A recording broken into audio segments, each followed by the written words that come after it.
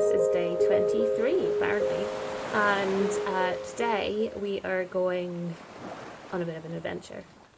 So this is the final one from the holiday that we took in October, and last time we took a day trip into Knoydart and found that lock-in, which was very cool.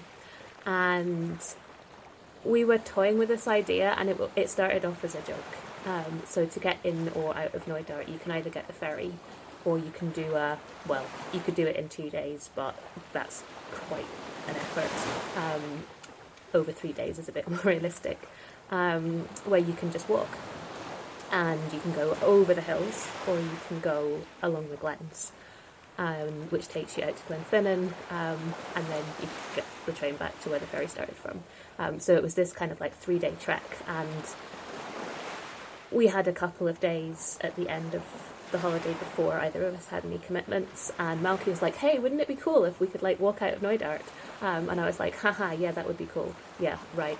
And I think at that point I was like, well, I'm doing so much better, I'm able to do all of these things, but this is a 3-day thing where, you're really committed and you're carrying extra stuff because you're trekking for 3 days. So I was a bit nervous about it, which is why I kind of laughed when he suggested it. But as we got through the week, I was feeling pretty confident. I thought, you know what, I'm doing pretty good, I'm able to do all these things. Actually, it's not that big a walk. If you go along the glen, it was very, very windy, so we weren't going to be going up high anyway. And I thought, well, could we do it? Maybe we could do it. I was like, oh, I don't know. Anyway, eventually it was like, right, sod it. Let's just do this thing. And we did, and it was absolutely incredible. And we just took it easy, took our time, and yeah, it was absolutely fine. But what was really fun was when you're walking along the glens, you're walking along quite a lot of rivers, and you're going up and down passes, so you're not going over the summits, but you are climbing up and down. And that means that the rivers are also going up and down, which means that you've got all these cool little waterfall pools.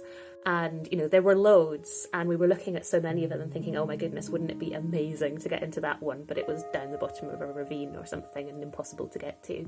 So anyway, we did find some pretty awesome ones. And this one was on the second morning. So we'd sort of packed up, got going, and started heading up this pass alongside a burn. And I just sort of saw this pool and I was like, oh, Malky, we have to go and get in there. And he's just like, oh, for goodness sake. But it just felt so cool. And I love doing this when you're trekking because, it's kind of like, oh, well, I can have a shower in a waterfall. Like, it's so amazing. And it feels very cool to just be able to, jump into a pool. It was freezing. There wasn't really any snow in the hills yet, but the temperature was, dropping very much, and it felt a lot colder than the lock-ins that we'd been in, and much, much, much colder than the sea. But yeah, it was just really cool. So this picture is the Finniskeg River, but there were several others that we also dropped into. I think we managed to find one each day, and then 2 on the last day because there was an extra one that just looked so amazing. So yeah, it's kind of putting cold water into the stuff that I used to do and just kind of merging the old me and the new me, which I think is quite cool. So yeah, swimming in waterfalls, absolutely cool.